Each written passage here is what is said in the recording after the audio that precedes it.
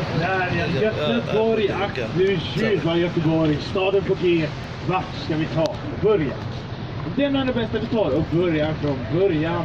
Göteborg grundades år 1621 av vår forne krigarkonung, lejonet från Nordsjön, Gustav den andre Adolf. Gustav grundade Göteborg som ett försvar för den svenska västkusten. Det var omringade, förstår ni, här på vår lilla landmassa alldeles vid floden Göta älvs mynning.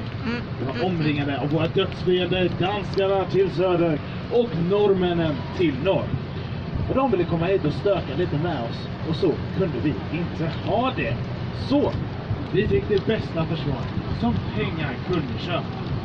Denna stora vackra vallgrav som vi åker på här idag. Och senare så fick vi också en 7 meter hög mur alldeles här intill vallgraven som gick runt hela staden. Men Viktor, undrar ni säkert nu varför just 7 meter?